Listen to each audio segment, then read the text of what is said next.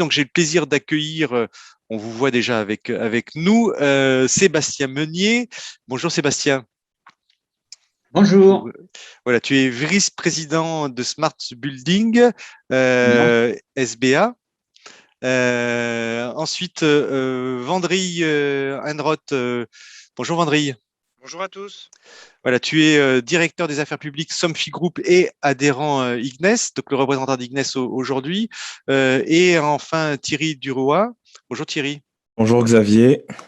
Tu es chargé de mission efficacité énergétique bâtiment au sein du CERS. Très exactement. Voilà, peut-être on peut faire un premier tour de table, on va en faire deux, un premier tour de table très rapidement, juste pour présenter chacun vos structures, à la fois le SBA, Ignes et puis le CERS. Peut-être Sébastien, si tu veux commencer. Oui. Alors j'espère qu'on n'aura pas d'ennui audio, parce que de temps en temps, je t'ai perdu, moi, à l'introduction, mais peut-être j'étais le seul. Donc, pour vous, ça allait, Vendry et Thierry, vous m'avez entendu tout le temps? Ouais, de mon côté, c'était nickel. Alors donc, j'espère que moi, j'aurai pas de problème quand je vais m'exprimer, du coup. Voilà, donc la Smart Building Alliance, c'est une association 1901 qui a été fondée en 2012. On fêtera l'année prochaine les 10 ans. On est plus de 500 membres. Et puis, on rassemble tous les acteurs de la filière, depuis la maîtrise d'ouvrage jusqu'aux entreprises d'exploitation, en passant par les bureaux d'études, les architectes, les promoteurs, les installateurs, les intégrateurs, les fabricants. Enfin, voilà. Donc, j'oublie forcément plein de gens, puisqu'on est plus de 500. Et puis, les organisations professionnelles également. Donc, on est en étroite relation, notamment avec l'IGNES et le CERS qui sont là aujourd'hui. Et on travaille sur les cadres de référence. Je vais vous donner un exemple en particulier aujourd'hui sur la mobilité électrique. Donc, des cadres de référence, des cycles de formation pour accompagner tous les acteurs et faire des bâtiments et des villes plus intelligentes et plus durables. Très bien. Donc, pour Ignes, Alors, bonjour. Ignes, c'est le syndicat français des entreprises industrielles du monde électrique, du monde électronique et de la communication du bâtiment qui permet justement de rendre en fait actifs ce dont Sébastien parle, qui sont les fameux cadres de référence de la SBA et qui permet d'avoir tous les produits qui permettent de piloter et de gérer les aspects énergétiques, confort, qualité d'air, etc. dans tout type de bâtiment aujourd'hui. Très bien. Et enfin, pour le CERS, alors Thierry? Alors, le CERS, c'est une organisation professionnelle créée en 1922. On fêtera nos 100 ans l'année prochaine. C'est un gros événement. Une vieille dame? Ah ouais. Donc le CERS représente les entreprises d'infrastructures et de services énergétiques, plus précisément du génie électrique et du génie climatique. On a près de 260 entreprises adhérentes qui sont réparties sur 900 sites en France. Donc elles sont toutes tailles, PME, ETI, grands groupes. Tout ça, c'est pour représenter l'ensemble de la filière. Au total, on compte 135 000 collaborateurs en France. Si on élève ça à tous les emplois induits, donc toute la sous-traitance, c'est 300 000 emplois. Donc c'est assez gros. Dans nos métiers, le métier principal de notre organisation professionnelle, ça va être de défendre et promouvoir les intérêts de la profession. Parce qu'aujourd'hui, notre profession a évolué. La mission des professionnels du génie énergétique et du génie climatique et électrique, c'est une mission aujourd'hui de transition énergétique. Donc les défendre, c'est notre métier. Donc pour le faire, on agit sur des secteurs tels que la formation, les questions techniques, le social, le juridique, la prévention et la sécurité, et enfin la transition énergétique. Ça pour les aider à mieux répondre aux enjeux de demain. Donc en termes de smart city, d'autoconsommation, donc ce sont des sujets qui sont au cœur des activités de nos adhérents et donc au cœur des activités du CERS. Voilà, super. Finalement, on a tout le monde, les personnes qui font les cadres de référence, le matériel, les entreprises qui installent. C'est génial de vous avoir avec nous. Alors peut-être on avait dit pour commencer cette conférence, cette table ronde, d'avoir un état des lieux. Alors après la conférence, la table ronde, excusez-moi, j'étais un peu confus. On aura deux interventions également, une intervention d'Orange avec Didier Caz qui nous parlera du guide immobilier pour faire en sorte que les immeubles soient 100% connectés. Effectivement, là, on a l'infrastructure numérique qui joue un rôle essentiel dans le sujet qui nous lie aujourd'hui. Et puis ensuite, Emmanuel Balandras pour le Grand, qui fera un focus sur le PAC décret tertiaire et notamment les solutions qu'il y a pour répondre à ces obligations, notamment IRVE et le pilotage énergétique et les capteurs. Donc, on fera une petite révision sur ces sujets-là. Alors, peut-être pour commencer, Vendry, on avait dit qu'on ferait un petit état des lieux du parc immobilier sur la partie rénovation tertiaire, hein, et la stratégie notamment de rénovation à long terme. Absolument. Donc, juste pour prendre un petit peu de hauteur sur ce sujet-là, donc moi je suis lobbyiste, hein, mon métier c'est le lobbying et aujourd'hui je suis assez impliqué dans les instances européennes.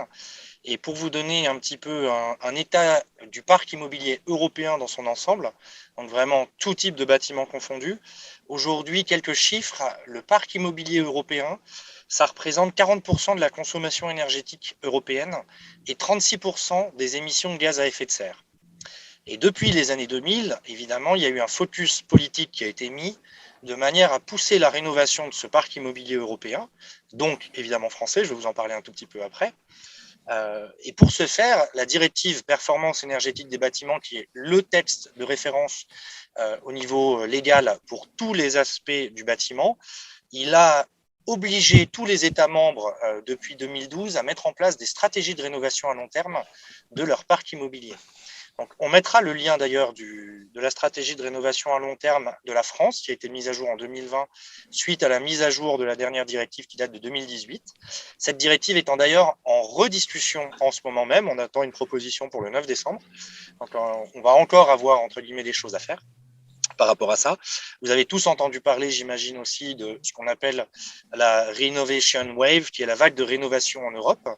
Parce qu'aujourd'hui, le bilan qui a été fait sur la rénovation de manière globale des bâtiments, c'est qu'on est entre 0,8 et 1,2% de rénovation efficace du parc immobilier par an, ce qui est largement insuffisant par rapport aux objectifs qui ont été fixés et qui sont des objectifs fermes et engageants pour tous les États, d'atteindre un parc immobilier intégralement rénové d'ici 2050 et intégralement décarboné. On parle de 90% de baisse d'émissions à effet de serre d'ici 2050.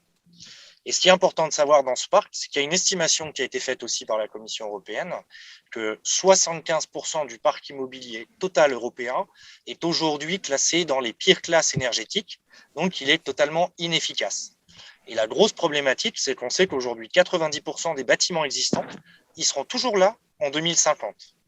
Or, s'ils ne sont pas efficaces aujourd'hui, comment pourrait-il l'être d'ici 2030, d'ici 2040 ou d'ici 2050? C'est uniquement en forçant la rénovation. Et c'est pour ça que l'Union européenne a décidé d'une vague de rénovation massive, en mettant aussi de l'argent sur la table dans les différents plans de relance dans tous les pays européens, pour rénover le parc immobilier, que ce soit public ou privé, de manière à atteindre un taux de rénovation annuel du parc dans chaque État d'au moins 3%. Et ça, dans les bâtiments publics, il y a encore un texte qui va sortir d'ici, je pense, mi-2022, qui va imposer à tous les États de faire 3% aussi de rénovation pour le parc des bâtiments publics. Donc ça, c'est des opportunités aussi, évidemment, pour l'industrie du bâtiment dans son ensemble, mais c'est aussi très positif parce que, effectivement, on va être de moins en moins dépendant et moins dépenser d'énergie, donc moins dépendant au niveau énergétique. Oui. Pour revenir sur le parc immobilier uniquement français, juste avant de rentrer un peu plus dans les détails, le parc immobilier français aujourd'hui, c'est 45% de consommation énergétique et c'est 26% d'émissions de gaz à effet de serre, ce qui représente par an 123 millions de tonnes de CO2. Donc on a un impact majeur et on a un enjeu majeur ici au niveau politique, mais aussi tout simplement citoyen et entreprise, de faire changer les choses en rénovant ce parc. Voilà, une petite introduction sur l'état du parc aujourd'hui tel qu'on l'estime partout en Europe. Oui, merci Vendry. Alors, si on tire un peu le fil de réglementaire pour continuer avec Sébastien, donc, quand on dit 3%, ça veut dire qu'il faut 33 ans pour arriver à 100%, hein, si mes calculs sont à peu près bons. Si on tire un peu le fil, aujourd'hui, on a quand même deux curseurs qui nous aident, c'est le BACS, le décret BACS et le décret tertiaire. Oui, alors, ce qu'il faut comprendre pour compléter ce que disait Vendry, c'est qu'on n'est pas du tout toute chose égale par ailleurs sur la partie énergétique. Parce que là, on a parlé des bâtiments, mais les bâtiments, en fait, ils émettent du carbone parce qu'ils consomment de l'énergie. Et alors, il faut quand même garder en tête, parce que je vous dis ça parce que dans l'actualité, on a eu la publication des scénarios à 2050 du RTE sur les scénarios donc électriques. Donc, vous savez que les bâtiments, aujourd'hui, le taux d'électrification, et je pense notamment à cause du chauffage, puisqu'a priori, on n'a pas des éclairages à pétrole. L'éclairage, c'est bien l'électricité. Donc, on parle surtout du chauffage. Donc, on a encore du fuel et du gaz qui émettent du CO2. Il est à moins de 40, de l'ordre de 40% dans le bâtiment tertiaire en France. D'accord ? Alors, simultanément. Les 40%, pardon, c'est l'électrification des bâtiments ? Ah oui, c'est-à-dire quand on regarde la consommation finale d'énergie des bâtiments, parce qu'on dit, OK, les bâtiments sont responsables à 40% des émissions, mais à cause de quoi ? À cause du fait qu'ils consomment du fuel et du gaz. Alors, pourquoi ? Parce que le mixte énergétique en France, il est composé donc du coup de 52% d'énergie déjà bas carbone, c'est-à-dire le nucléaire et les ENR. D'accord ? Donc, c'est de ça dont on est en train de parler. Et donc, le mix énergétique, lui, c'est pas toute chose égale par ailleurs, parce que il va falloir qu'on remplace les consommations de sources fossiles par autre chose. Alors, l'autre chose, pour l'instant, on n'a pas encore inventé autre chose que de l'électricité bas carbone. Et donc, c'est pour ça qu'RTE a publié ces scénarios. Mais ce qui est très important, donc, ce qui veut dire que finalement, on va avoir une tension, avec un petit jeu de mots électrique, qui va se faire sur le réseau électrique à cause de ça. Mais ce qu'il faut bien voir, c'est que ce scénario, il inclut 40% d'efficacité énergétique, d'économie d'électricité à faire en même temps. Donc, si vous voulez, on pourrait très bien dire, toute chose égale par ailleurs, bah oui, alors les bâtiments, on est très en retard, ça se rénove pas vite, il y a une inertie, il faut rénover. Mais alors, simultanément, on augmente la pression sur le mix électrique et sur l'efficacité énergétique liée aux consommations électriques dans un contexte où on va substituer des dispositifs de chauffage fuel et gaz par des dispositifs à base d'électricité. Ça, c'est ce qui nous attend 2030, 2040, 2050. Vous voyez, donc on est au tout début de cette vague-là de véritable transformation d'un mix énergétique et un mix électrique qu'on connaît par cœur et qu'on utilise aujourd'hui depuis des dizaines d'années. C'est ça qu'on est en train de commencer à vivre comme transformation. Et donc, par rapport à ça, si vous voulez, les États et puis les industriels, ils n'ont pas 50 solutions pour réussir ce challenge-là. Ça vous explique en partie pourquoi il y a l'hydrogène qui monte à fond dans les débats publics et dans les filières, parce que l'hydrogène, c'est une façon de stocker l'électricité et puis de répondre au problème que les ENR ne sont pas pilotables. Parce que quand il n'y a pas de vent et pas de soleil, a priori, on va quand même travailler. A priori, c'est moins grave quand il n'y a pas de vent et pas de soleil que quand il y a une cinquième vague, heureusement. Et donc, ça explique l'hydrogène. Mais cela étant, on ne pourra rien faire sans piloter. C'est-à-dire qu'il va nous falloir des systèmes de pilotage, et je prendrai l'exemple tout à l'heure avec les véhicules électriques. On ne peut pas aujourd'hui faire comme si on avait une source d'énergie infinie et fiable. C'est ce qu'on a aujourd'hui en électricité. On a une source d'énergie infinie et fiable. On a tout le temps de l'électricité et ça marche tout le temps. Voilà. Et donc ça, il va falloir beaucoup de digital pour gérer ça. Parce que cette gestion-là, elle va se faire en faisant des prévisions de consommation, prévisions de production et des services de flexibilité qu'on n'a pas l'habitude aujourd'hui de gérer. Voilà. Donc ça, c'est vraiment un gros challenge. C'est qu'en plus de tout ce qu'a dit Vendry, ce n'est pas du tout toute chose égale par ailleurs. Si on regarde le BACS et des critères tertiaires, juste pour rappeler ces deux obligations. Oui, alors évidemment, par rapport à ça, effectivement, on a le volet efficacité énergétique qui est encadré par le décret tertiaire, puisque ça nous oblige à faire des économies d'énergie qui sont chiffrées avec des obligations de résultat. Donc ça va permettre, c'est aussi pour ça que le RTE se permet de prendre ça dans son scénario. Et puis le deuxième point, c'est le décret BACS, qui est plutôt une obligation de moyens, qui va donc d'ici le 1er janvier 2025 obliger tous les acteurs dans le tertiaire, là on parle au-dessus de 290 kW de puissance installée, à effectivement mettre en place des systèmes de pilotage. Alors le système de pilotage, je ne sais pas si c'est une bonne ou une mauvaise nouvelle, et ça marche avec du digital. Oui. Hein, ça ne marche pas avec, avec autre chose que des logiciels, avec des capteurs, avec des algorithmes, avec de la data. Voilà. Et donc, c'est dans ce cadre-là, effectivement, qu'on a toute cette vague sur le digital pour pouvoir justement activer des services réseau et répondre aux besoins de flex dont je parlais. Ouais. Oui, pour résumer, si je comprends bien Sébastien, pour résumer de manière grossière, le décret Bax va répondre à cette logique de dire on électrifie les bâtiments et donc il faut avoir des systèmes et des capteurs qui vont pouvoir gérer toute cette électrification. Et puis de notre côté, on a le décret tertiaire qui lui va permettre de faire des économies d'énergie et donc Il va obliger, de moins pas permettre, consommer. Va obliger. Obliger, voilà. Mais si vous alors, voulez, je passe vraiment le message très clairement. Dans le langage commun, on a l'habitude, si vous voulez, de considérer, dans la réglementation d'ailleurs et dans le comportement des acteurs, le digital comme une option. Donc, tiens, je vais mettre un gadget, etc. Ça serait pas mal si je mettais du digital. Sauf que sans digital ou numérique, comme vous voulez, vous ne pourrez pas faire des BACS. Or, c'est obligatoire maintenant. Et sans digital et numérique, vous ne pourrez pas faire de la flexibilité, ce qui va être nécessaire dans la modification structurelle du mix énergétique dont je vous ai parlé. Et les BACS, ça sert évidemment pour réguler toutes les énergies, pas que l'électricité. Et donc, ça, c'est applicable dès maintenant. Évidemment, si vous avez des consommations non électriques, les BACS, notamment pour gérer l'énergie thermique, c'est là où d'ailleurs on a les plus grosses économies d'énergie, c'est en thermique. Oui. Alors, quand on tire les nouveaux usages, merci Sébastien, quand on tire ces nouveaux usages, il y en a un qui arrive fortement, j'arrive à Thierry, qui arrive fortement, c'est l'IRVE. Et là j'ai fait un petit calcul d'ailleurs pour m'amuser cette semaine parce que j'ai vu une pub sur une voiture, vous savez, qui disait 100 grammes par kilomètre de CO2, 100 grammes de CO2 par kilomètre. Et je me suis dit, mais mon Dieu, combien ça fait quand on fait 10 000 kilomètres dans une année? Est-ce que vous savez combien ça représente en termes de kilos? Une voiture qui fait 100 grammes, une voiture donc qui roule à l'essence, hein. Ça fait combien? Eh ben, ça fait 1 tonne. Ça veut dire qu'une voiture qui fait 10 000 km en faisant 100 grammes, qui est relativement faible, hein.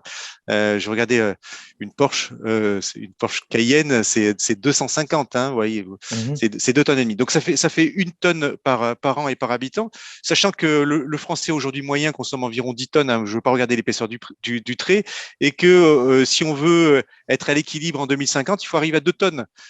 Donc la voiture, on voit, il y a un enjeu très fort, on en parlait d'ailleurs ce matin sur une conférence qu'on faisait sur la copropriété. La voiture va être complètement électrifiée. D'ailleurs, tous les constructeurs de voitures d'ici 2030, ils proposeront, on ne pourra plus acheter de voitures thermiques, hein, ce sera que des voitures électriques. Et donc ça, c'est un nouvel usage qu'on a dans le bâtiment, Thierry, c'est que en plus d'électrifier un bâtiment, de rendre ses usages, comme disait Sébastien, électriques, mais aussi le chauffage qui va être électrique. Et ben maintenant, on ramène de l'électricité pour recharger son véhicule à la fois à la maison, mais aussi dans les bureaux. Oui, exactement. Si tu me permets, je vais rebondir sur ce qu'a très très bien dit Sébastien. C'est on va évoluer donc à l'horizon 2050 vers un monde où la consommation d'électricité ne va cesser d'augmenter. En fait, on en a fait un prérequis pour atteindre la neutralité carbone. Donc notre neutralité, elle passera par là, par l'électrification des usages. Donc on se retrouve aujourd'hui, avant même de parler d'IRVE, on se retrouve dans un monde où nous tous, hein, vous et moi, dans la vie de tous les jours, à avoir des usages de plus en plus électrifiés. Cette réunion, je suis devant mon ordinateur, il y a 20 ans, on ne faisait pas comme ça. Donc on a des usages qui sont de plus en plus électriques. Donc un monde qui est de plus en plus énergivore. Et ça va avec tout un lot de problèmes. Bon, on a des solutions à côté, mais je pense que c'est quand même bien de poser le contexte, donc comme l'a fait Sébastien, pour rappeler certaines notions importantes. Donc pourquoi est-ce qu'on est dans cette situation-là? C'est qu'on a plus d'individus, plus de villes et donc plus d'énergie. Les besoins augmentent. D'ici 2040, l'Agence internationale de l'énergie annonce que la demande en électricité aura augmenté de 30%. Donc ce que ça veut dire, c'est que le réseau tel qu'il est aujourd'hui, on va avoir un poids qui n'aura de cesse de s'alourdir finalement sur lui, rien que dans nos usages. L'IRVE, ça apparaît comme une solution finalement. parce que c'est très connecté au déplacement des utilisateurs et aussi à la production de l'énergie. Donc, c'est difficile pour moi d'en parler sans mentionner l'autoconsommation, parce qu'on le voit du côté du côté du CERS comme étant deux briques liées et presque soudées. Finalement, dans l'autoconsommation, donc liée à l'IRVE, les moments de production vont être corrélés au moment où les voitures vont être stationnées. Donc, dans votre bâtiment tertiaire, quand vous allez produire, c'est quand vous allez produire quand les batteries des voitures seront pluguées sur le bâtiment. Donc ça rend possible des solutions, ça rend possible aussi le véhicule to grid. Donc se servir des batteries, des voitures. Donc pour être complètement honnête, quand on en parlait il y a quelques années, ça avait l'air, futuriste.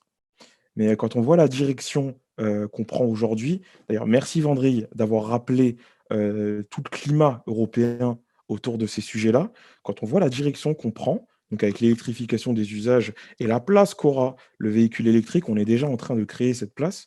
En fait, c'est pas si futuriste que ça, le véhicule to grid. Donc avoir toute une flotte de véhicules électriques dont les batteries, donc vont servir de pseudo-stockage pour ensuite, mieux piloter énergétiquement, ces batteries et injecter ou, récupérer de l'énergie du réseau. C'est une solution. Le mot viable, c'est pas le mot, c'est nécessaire. Et pourquoi c'est nécessaire? Parce qu'on le voit dès aujourd'hui. Donc les prix de l'énergie, ils augmentent. Je pense que dans les 2 derniers mois, il y a personne qui a été content de voir sa facture. Voilà, ça augmente et c'est pas parti de baisser. C'est pas parti pour baisser. Parce qu'on prend en compte aujourd'hui le poids CO2, et on va de plus en plus le prendre en compte dans les énergies. Ce que ça signifie, côté CERS, ce qu'on dit, c'est qu'il va falloir faire attention à l'efficacité énergétique dans les usages de tous les jours, que le moindre électron utilisé soit utilisé de façon intelligente. Et quand on parle aujourd'hui, d'électrification, je te remercie, mais vraiment du fond du cœur, Sébastien, de l'avoir mentionné. On parle d'électricité comme étant une ressource infinie. Il y en aura tout le temps, c'est pas un problème. Quoi qu'on fasse, ce sera là. C'est faux. C'est on va devoir la produire et bien l'utiliser, si on veut, faire face à tous les enjeux qui arrivent. Et on parlera, je pense, tout à l'heure de pilotage énergétique pour voir de quelle façon est-ce qu'on va pouvoir lier, nos bâtiments, nos villes et nos usages, pour faire face à tout ça. Parce qu'on parle là de smart city dans la réalité, hein, finalement. Ouais. D'ailleurs, on peut en parler tout de suite, hein, de pilotage énergétique. Allons-y. Allons-y, Vendry, le pilotage énergétique. Alors, je vois qu'on cite souvent le pilotage énergétique, on cite souvent 5 usages. Bon, on va les relister, mais la question que je me posais, c'est en quoi est-ce que on peut, en pilotant les 5 usages, ça peut contribuer à baisser l'efficacité, la consommation énergétique, pardon. Mais dans ces 5 usages, je vois qu'il en manque un peut-être. C'est l'usage de la mobilité. On devrait, parce que finalement on en parle, là, on dit l'IRVE, on devrait dire plus 5 usages, on devrait dire 6 usages, non? Absolument. Merci Thierry pour la superbe transition. Dans les 5 usages aujourd'hui, juste par rapport au pilotage, hein, qu'on a, on a le chauffage, on a la production d'eau chaude sanitaire, on a la climatisation qui va, selon d'ailleurs l'Agence aussi internationale de l'énergie, tripler d'ici 2050 partout dans le monde, y compris en Europe, à cause du réchauffement climatique et des vagues de chaleur qui sont de plus en plus intenses et de plus en plus longues. Le gouvernement français a fait des projections, je vais parler de mémoire, mais de mémoire, on va atteindre des températures de 34 degrés pendant plus de 80 jours après 2070. 80 jours, c'est 2 mois et demi. Hein. Donc il faut juste se remettre dans ce contexte-là et se dire comment nos bâtiments, qui aujourd'hui sont déjà peu efficaces, vont permettre de garantir, entre guillemets, la santé des habitants, parce qu'on parle vraiment de santé là, après cette période-là. Et ça, on a vraiment des enjeux de rénovation assez forts là-dessus. Donc ça, c'est le troisième usage, la climatisation. Ensuite, on a l'éclairage, évidemment. qui avec les LED a quand même consommé beaucoup moins, parce que quand on utilise des LED dans le bâtiment, la consommation énergétique a énormément diminué, c'est pas sans poser d'autres questions, santé, etc. D'ailleurs, la lumière, j'avais un chiffre en tête, mais excusez-moi, Vendry, excuse-moi, je te coupe. C'est la lumière, l'éclairage, je crois que c'était 20% des consommations énergétiques. C'était colossal avant qu'il y ait les LED qui permettent de diminuer. Mais je parle de tout l'éclairage au sens global, à la fois dans l'espace public et dans le bâtiment. Hein. Pour la France? Pour la France, oui. Bah, probablement. Je n'avais pas ce chiffre en tête, mais effectivement, je pense que c'est assez important. C'était assez important avant l'émergence des LED. Donc, comme quoi, la technologie peut aussi apporter du très, très bon pour certains aspects. Et puis, le 5e usage, ce sont les systèmes auxiliaires. Juste pour rebondir sur ce que tu disais sur l'éclairage, la Suisse, par exemple, elle a décidé d'un programme il y a 2 ans, si je ne dis pas de bêtises, de réduire de 70% toute sa consommation énergétique liée à son éclairage. L'éclairage, c'est bâtiment, éclairage public, éclairage privé, etc.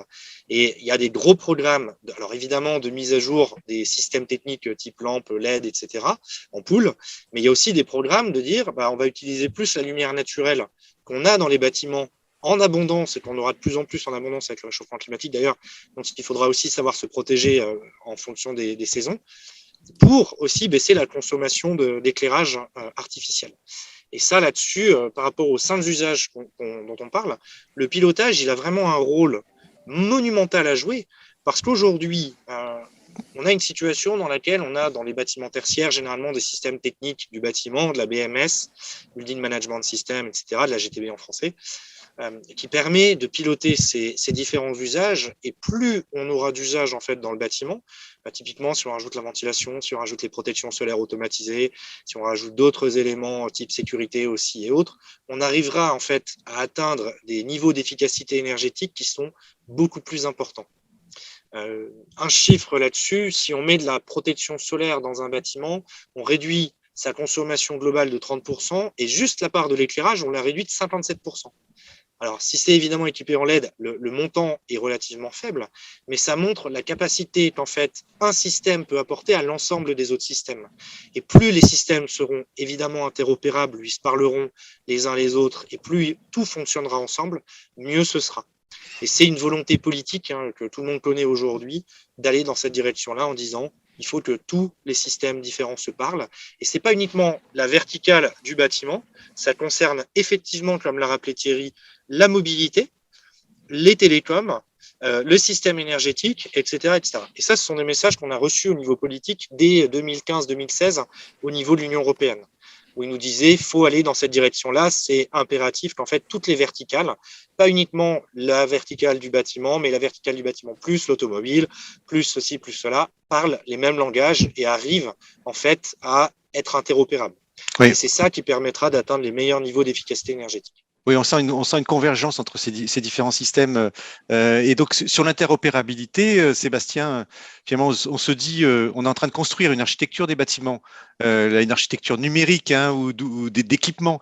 Et donc, il ne faut pas se tromper là non plus, parce que si on fait une architecture qui va pas permettre on voit à quelle vitesse ces nouveaux équipements ils évoluent aussi, mais il faut que dans 10 ans, puisqu'on continue à connecter des équipements sur une architecture qui soit à jour, j'allais dire up to date, mais qui soit toujours fonctionnel. Si on n'avait pas eu cette drôle d'idée, il y a 10 ans, on a inventé la SBA, on se dirait aujourd'hui qu'il faut se dépêcher de le faire. Parce qu'effectivement, le désilotage, maintenant, on voit que c'est incontournable. Alors, quand on le disait il y a 10 ans, on disait, mais c'est quoi cette drôle d'idée ? Mais pourquoi donc ? Maintenant, c'est assez évident. Et donc, ce qu'a rappelé Vendry et Thierry, c'est que du coup, on considère bien, si vous voulez, le bâtiment et le véhicule comme des nœuds actifs de ce réseau électrique. Ce sont des nœuds actifs. Alors, actifs au sens que ça génère de la donnée. Enfin, il faut de la donnée pour les piloter, bien sûr. Et ça génère des économies ou des services supplémentaires. Alors, je voudrais juste quand même reclarifier un point qu'on explique très bien dans notre cadre de référence R2S for Grids, qui est la partie gestion de l'énergie, pour bien montrer qu'on a 2 sujets qui sont d'ailleurs totalement complémentaires et dont on commence à s'apercevoir qu'en fait, il n'y en a pas l'un après l'autre et qu'il faut les déployer en même temps, c'est l'efficacité énergétique et la flexibilité. Donc, ils sont 2 points un peu différents. Si on parle efficacité énergétique, je rappelle juste 2-3 chiffres. qui sont liées au décret BAX. C'est que si on fait donc un BAX ou une GTB, un Building Management System, conforme à la réglementation, et donc si on va un petit peu au-delà, notamment en utilisant la fiche C2E, par exemple sur l'énergie thermique dans les bureaux, donc ça c'est très concret, eh bien on va faire entre 20 à 54% d'économie d'énergie, donc d'efficacité énergétique sur l'énergie thermique, et de 7 à 21% sur la partie électrique, en utilisant ces systèmes de BAX. Donc ça, c'est l'efficacité énergétique, c'est-à-dire quelle quantité de travail je peux faire, donc par exemple de chauffage, de ventilation, de climatisation, par rapport à une quantité d'énergie utilisée. Après, il y a une deuxième chose qui est la flexibilité. Alors, ça fait pas faire forcément d'économie d'énergie en soi, c'est simplement qu'on va reporter ou avancer des consommations. Alors, pourquoi diable est-ce qu'on ferait ce genre de truc? Tout simplement pour limiter l'impact carbone de cette consommation, pour éviter de recourir à des énergies carbonées lorsqu'il n'y a pas de vent et pas de soleil, ou pas de nucléaire. Et donc, je rappelle quand même que dans tous les pays européens, le déploiement des ENR s'est accompagné de centrales à gaz et charbon, sauf dans les pays où il y a une part nucléaire importante, par exemple la France. Donc vous comprenez pourquoi il y a un peu ce drame politique en Allemagne, par exemple, ou en Italie, ou dans d'autres pays, ou en Pologne, qui effectivement sont obligés d'acter que le déploiement des ENR s'accompagne de manière corrélée avec le déploiement des centrales à gaz et à charbon. Et d'ailleurs, je crois que l'Allemagne a réannoncé des ouvertures supplémentaires de centrales à gaz. Donc, on ne s'en sort pas. Et donc, pour ça, il va falloir mettre en place de la flexibilité. Et à ce titre-là, le véhicule to grid dont parlait Thierry tout à l'heure, c'est un excellent moyen de pouvoir moduler finalement à quel moment je vais charger ou à quel moment d'ailleurs je vais réinjecter de l'électricité dans le réseau pour soutenir finalement l'ensemble. Alors, par rapport à ça, ce qu'on a lancé donc, à la SBA, c'est un nouveau cadre de référence qui s'appelle For Mobility. Et donc, vous avez bien compris cette histoire de changement de carburant, c'est-à-dire que quand on dit en fait on passe au véhicule électrique, c'est pas pour faire de la science de l'ingénieur, c'est simplement qu'à un moment donné, il faut consommer moins de pétrole, tout simplement. Et donc aujourd'hui, on est à 1 million de véhicules électriques à peu près en circulation. On s'attend à en avoir 5 millions en 2030. Bon, mais là-dessus, il faut rester assez modeste parce qu'en fait, on voit que c'est assez compliqué de faire des prévisions. Donc, moi, j'ai l'impression que 5 millions, ça reste plutôt un minorant de ce qui va se passer. Et là, le problème, en fait, c'est pas tellement que le véhicule va consommer beaucoup d'électricité que ça va effondrer le réseau, parce qu'un véhicule électrique, c'est 2 à 3 mégawatts par an, c'est un petit appartement.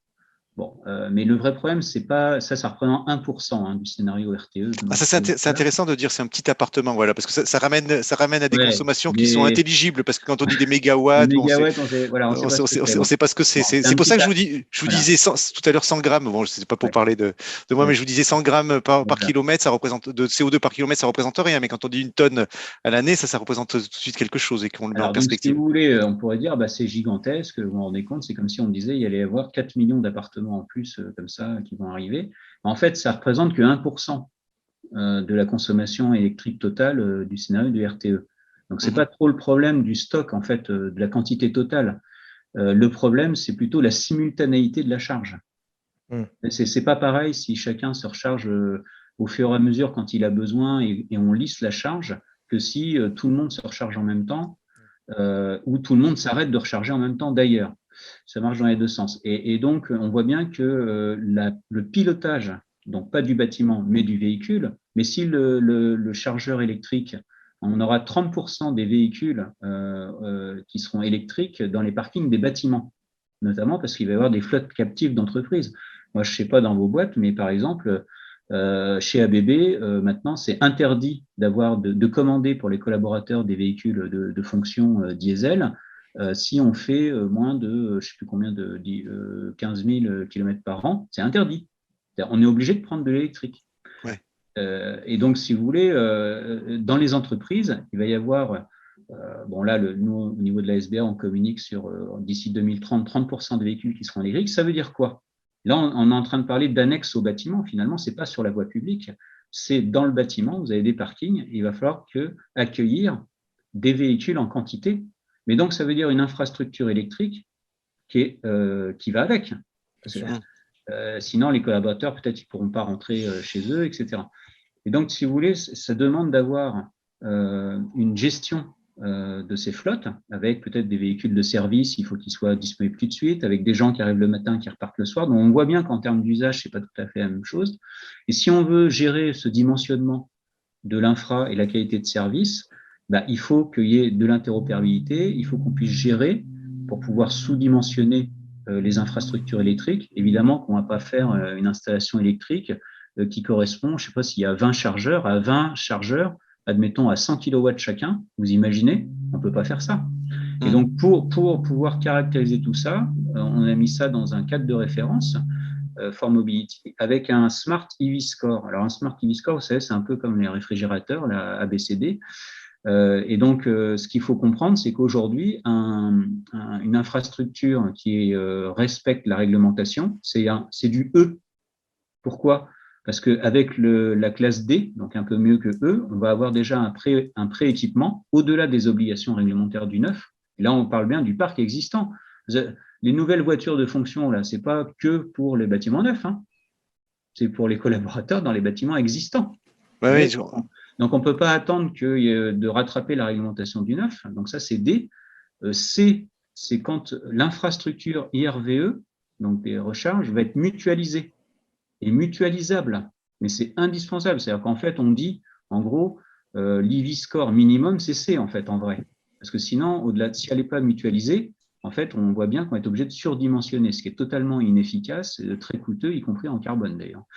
Et puis ensuite, on a du B, où on a un système de pilotage activé, connecté au réseau fédérateur du bâtiment, hein, et ensuite A, une capacité de service énergétique, et c'est là où on retrouve l'IRVE comme une brique active en véhicule to grid. Et là, à ce moment-là, on peut commencer à avoir des choses très intéressantes. Donc, nous notre anticipation à SBA, c'est qu'il va falloir du B ou du A partout pour répondre aux enjeux qu'on a indiqués tout à l'heure. Et aujourd'hui, ça a déjà commencé, hein, les expérimentations, et je vous inviterai à regarder par exemple le projet Flexitani. Flexitani, il y a déjà du véhicule to grid qui est en expérimentation. Donc la techno existe, elle est là, quoi, hein. On va y revenir. Finalement, on pourrait accuser, on pourrait accuser les industriels de pousser, je vous accuse pas, hein, mais de pousser de manière un peu dogmatique le pilotage, les instrumentations, les équipements. Je vais vous laisser réfléchir et puis revenir dessus. Mais ce que j'en entends, c'est que bon, alors il y a peut-être des fois un peu une influence, pour revenir à certains termes, dans un objectif business, hein, et d'activité. Mais ce que j'en entends et ce que je comprends, c'est que de toute manière, si on veut piloter sereinement les équipements, si on veut optimiser et si on veut développer les usages qui seront peu énergivores, on n'aura pas le choix. Mais je vais vous laisser revenir là-dessus avant de répondre. Xavier, moi, je vais pas faire ni de l'influence, ni faire utiliser la peur. Je vais simplement vous rappeler que le 14 février 2021, pas 1921, 14 février 2021, au Texas, il y a eu un blackout. Donc, je veux dire, et pourquoi ? Parce que ils n'ont pas la chance d'avoir. Nous, on a la chance en France, on ne connaît pas ça. On a un réseau électrique de transport et de distribution qui est formidable. Donc, il n'y a pas de problème là-dessus.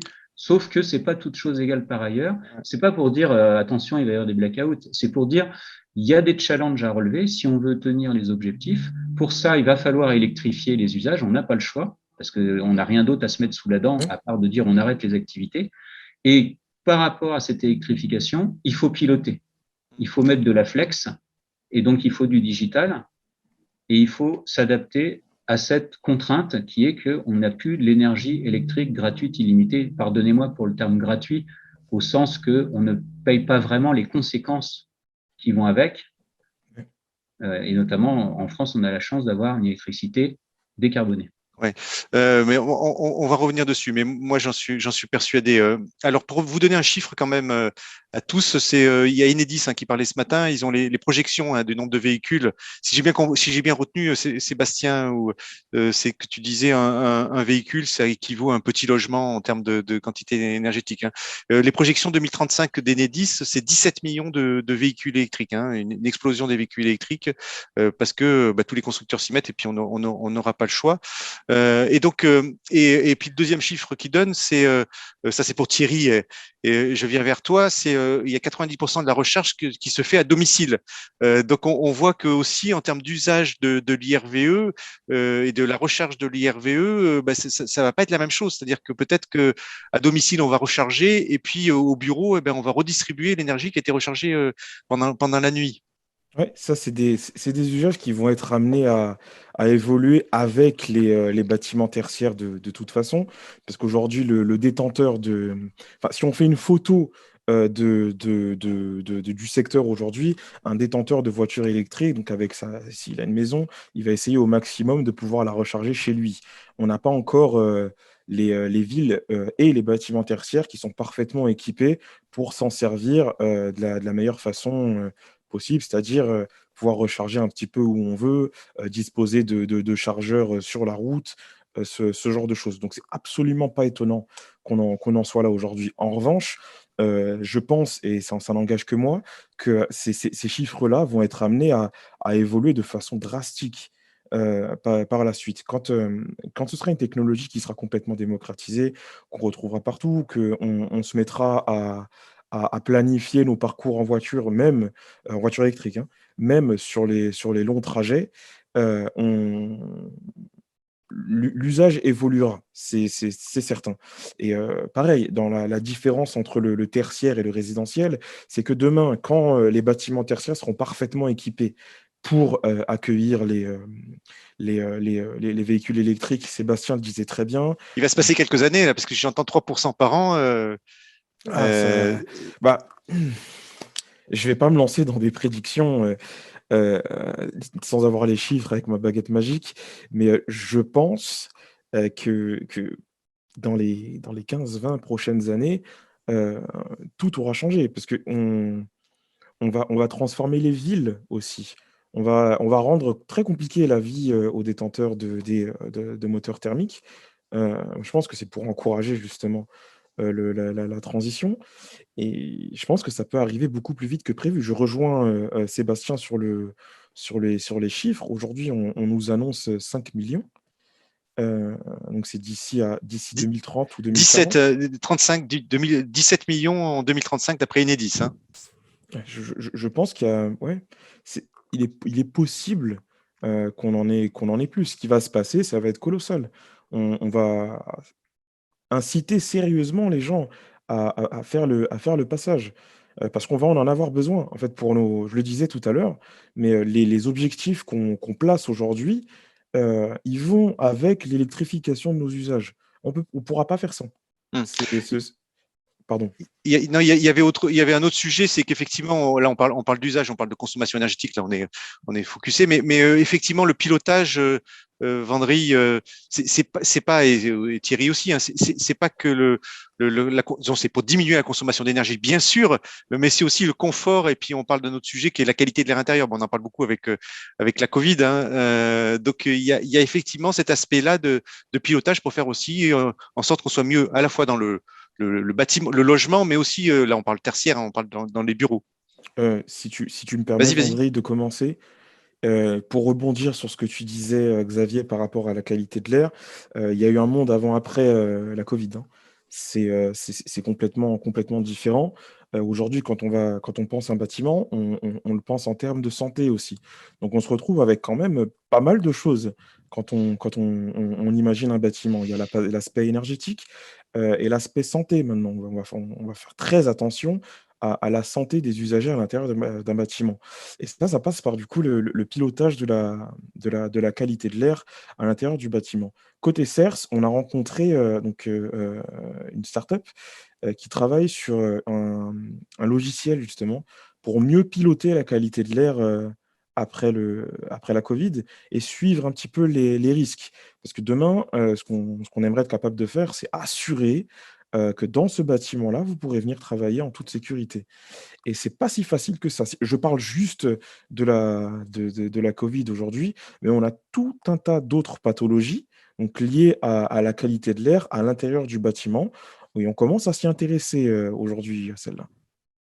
Je te laisse la parole, Vendry. André. Merci beaucoup Thierry. Non, mais tu as très bien introduit le sujet, je pense que c'est super clair. Juste avant, moi je voulais revenir sur l'histoire du véhicule électrique et du bâtiment. Il y a un lien qui a été fait dans certains pays. Il y a des offres notamment de constructeurs automobiles dans des pays comme le Royaume-Uni, le Danemark, où en fait, si vous achetiez un véhicule électrique de leur gamme, ils s'engageaient à vous fournir en électricité pendant toute la durée de vie du véhicule, à la condition que eux gèrent l'énergie dans le véhicule en journée. Sous-entendu, vous le rechargez effectivement, c'est pour ça d'ailleurs que le chiffre de 90% existe, mais vous le rechargez généralement à la maison, le soir, la nuit, et pendant la journée, avec l'évolution du tarif de l'électricité au kilowatt, ils décident ou non de revendre en direct l'énergie qui est stockée dans votre véhicule. Et en fait, en faisant ça, eux, ils disaient, moi, je vous paye votre énergie pendant toute la vie du véhicule. Ça, ce sont des offres que certains constructeurs ont fait dans ces pays-là, qui, à ma connaissance, ont plutôt bien marché. Puisque... Oui, ils achètent à bas coût la nuit quand c'est produit et ils revendent quand on a besoin. Mais ils payent et puis après, eux revendent en journée, comme votre véhicule est connecté au réseau, ils revendent l'énergie stockée dans votre batterie de votre véhicule électrique à un industriel, à X qui en a besoin, en le revendant au réseau ou au gestionnaire du réseau. Et ça, ce sont des offres. Sébastien, tu peux compléter, je pense ? Oui, j'allais dire simplement pour compléter, ils sont connectés au réseau électrique, mais ils sont aussi surtout connectés au réseau Internet. Voilà. Ouais. C'est-à-dire qu'en fait… la data. Voilà, c'est-à-dire que… je vois qu'il y a une question dans le chat, justement. Allez, on va en prendre. Vas-y, c'était laquelle ? Parce que je vois la question sur est-ce qu'on verra des coupures électriques dans les années à venir. En fait, c'est ce que j'essaie de vous démontrer au tout début, c'est que ce qu'on sait faire, c'est plein d'énergie variable, donc des ENR, avec plein de gaz et de charbon pour compenser. Ça, on sait le faire. D'accord ? Ça marche. Alors, ça marche. C'est pas bon pour la planète, mais je veux dire, techniquement, ça marche. D'accord ? Par contre, ce qu'on ne sait pas faire, c'est, je vais à l'extrême, du 100% ENR sans digital et sans hydrogène. Là, ça ne va pas le faire du tout. Là, on va avoir des tas de problèmes. Et pour les pays qui n'ont pas commencé à le déployer, ils ont déjà ces problèmes-là. Donc ça, on le sait aussi. D'accord ? Donc, je ne dis pas que dans le futur, il n'y aura pas de coupure électrique. On va dans un monde qui est plus instable et sur lequel il va falloir s'adapter. D'accord ? Et donc, il faut déployer des nouveaux outils pour pouvoir s'adapter. Si on fait comme on fait depuis toujours, ça ne va pas le faire. Ça, on le sait déjà, il n'y a pas de miracle. Donc, il va falloir des réseaux électriques intelligents ou les smart grids. Sauf qu'il y a 10 ans, on présentait ça comme un concept et maintenant, on présente ça comme une réalité qu'il faut déployer pour pouvoir supporter ces transitions énergétiques liées au changement ou à la lutte contre le changement climatique. Est-ce que les véhicules to grid, ça existe déjà ou c'est encore… Oui, ça existe déjà. Oui, ça se fait. C'est ce que je vous disais en France, il y a le projet Flexitani, mais dans d'autres pays européens, il y a déjà des… Et on voit que grâce au numérique, justement, il y a des nouveaux modèles économiques et des nouveaux services que décrivait Vendry qui vont faire en sorte que, effectivement, ces problématiques qui sont liées à ces énergies variables vont être correctement pilotées et que nous, on va aussi modifier nos comportements, on va être habitués effectivement à ne pas oublier de brancher son véhicule sur le réseau électrique et évidemment accepter qu'il soit branché sur le réseau Internet pour pouvoir bénéficier de cette qualité de service. Alors après, pour l'usager, aujourd'hui, les modèles économiques, c'est tout simplement, exactement comme disait Vendry, ce qu'il voit l'usager, c'est que en faisant cette double connexion, il va payer moins cher son carburant. Donc en clair, il a une rémunération ou une absence de coût qui fait qu'il est intéressé pour jouer finalement ce scénario qu'on lui propose. Et pour le gestionnaire de réseau ou le réseau de transport ou de distribution, il a besoin de ce gisement de flexibilité pour pouvoir garantir à ses usagers une qualité de service. Oui, il y a aussi le bâtiment, le nouveau usage du bâtiment qui produit l'énergie, Vendry, et qui demain l'injectera dans le réseau. Là, je parle de photovoltaïque, peut-être on peut mettre des éoliennes sur des bâtiments, mais c'est plus ce photovoltaïque aujourd'hui. Absolument. Alors ça, c'est un des autres changements fondamentaux qui est d'ailleurs poussé, pour la petite histoire, par l'Union européenne depuis les années 2015, où en fait, ils veulent rendre chaque bâtiment, ils veulent le transformer en un élément actif du système de distribution d'énergie. Grosso modo, ça veut dire que chaque bâtiment va produire une certaine quantité d'énergie et que si à un instant donné, il ne la consomme pas, puisqu'on ne sait pas stocker, je vous rappelle, l'électricité notamment, l'électricité qu'on produit, si on ne l'utilise pas à un moment donné, on pourra la réinjecter à son voisin. Et l'idée qu'avait la Commission européenne en poussant ça en 2016 exactement, c'était en fait de rendre les citoyens encore plus actifs dans toute leur gestion. Et quand je parle de citoyens, ça parle aussi des bâtiments tertiaires. On voit aujourd'hui se développer, notamment sur les grands parkings, etc., des systèmes de panneaux photovoltaïques sur l'intégralité des parkings pour fabriquer de l'énergie qui permet évidemment de réduire à la fois la consommation des différents sites, mais aussi qui permet aux gestionnaires de revendre l'énergie quand ils ne l'utilisent pas, aux voisins industriels, aux voisins particuliers, etc. Ça, ils ne gèrent pas directement ça. Et c'est un élément qui est majeur dans la partie réseau électrique, puisque c'est une vraie transformation complète des systèmes de distribution électrique, que ce soit en France ou à l'étranger. Oui, on connaît tous Jeremy Rifkin, et c'est effectivement c'est ce qu'il proposait, mais on le prenait un peu pour un penseur, je dis pas un fou, mais en tout cas quelqu'un qui imaginait un monde qui n'existait pas, mais on est dedans là. Hein, parce qu'on est passé, si vous voulez, de l'énoncé du concept à la réalité opérationnelle. C'est ça en fait qui a changé entre les deux.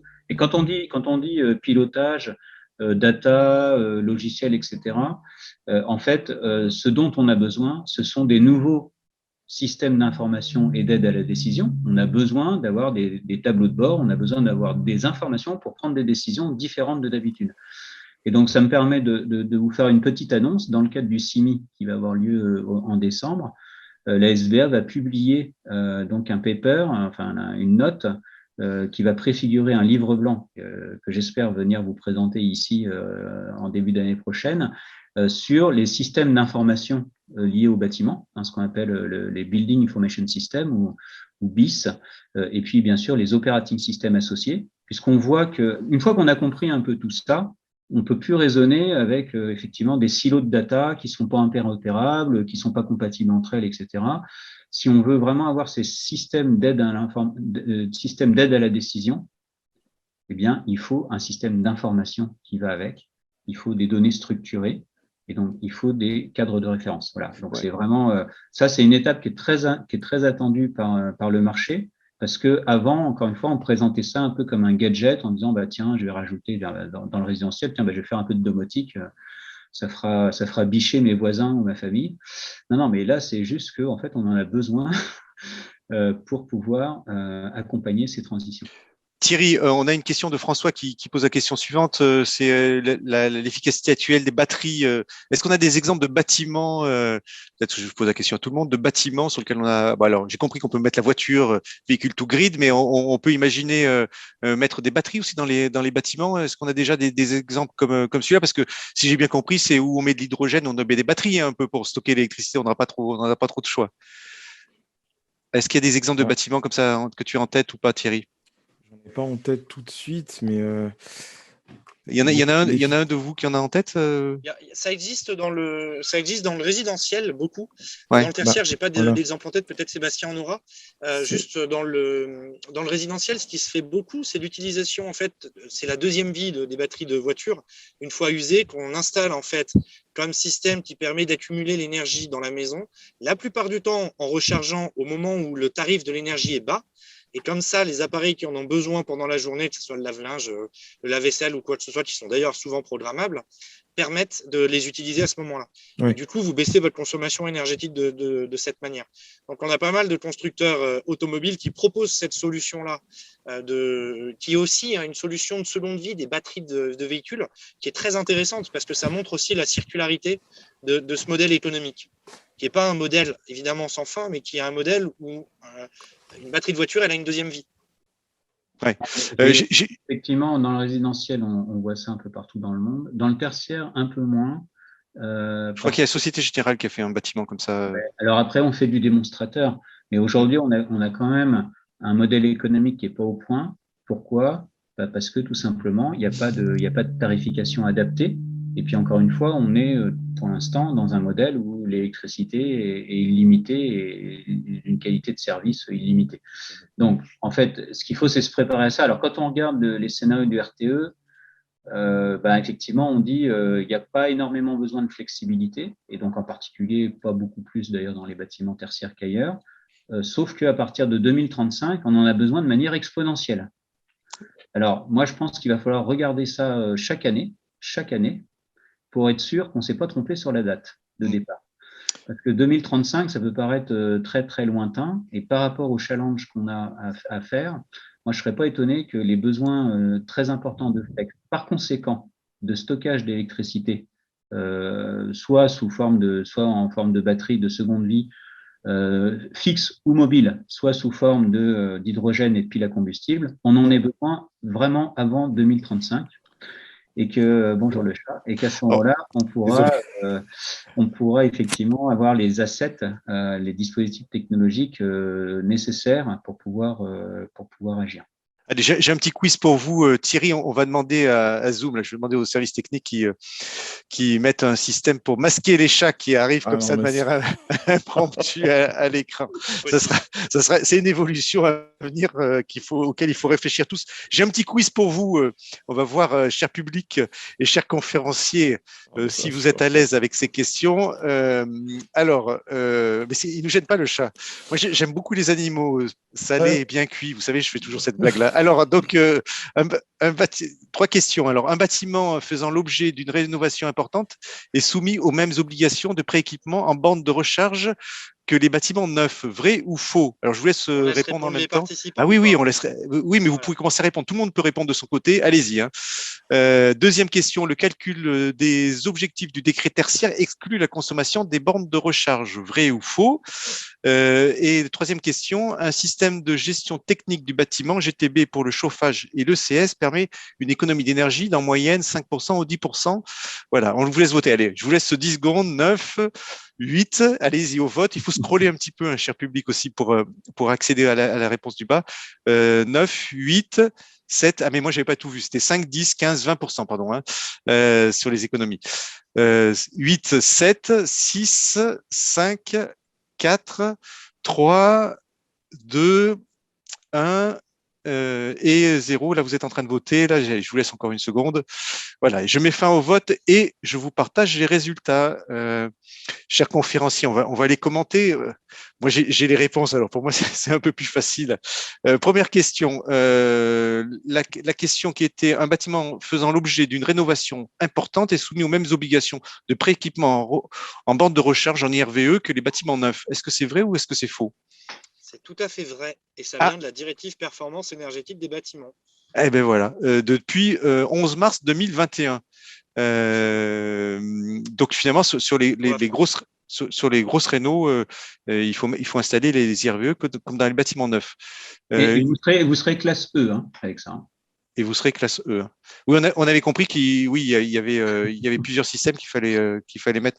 Mais ça aussi, c'est un gros sujet. Bon, on va y revenir après. C'est qu'effectivement, il faut pas installer n'importe quoi parce que il faut que ça puisse vivre et ça puisse subir les usages dans la durée. La deuxième question qui était le calcul des objectifs du décret tertiaire exclut la consommation des bornes de recharge.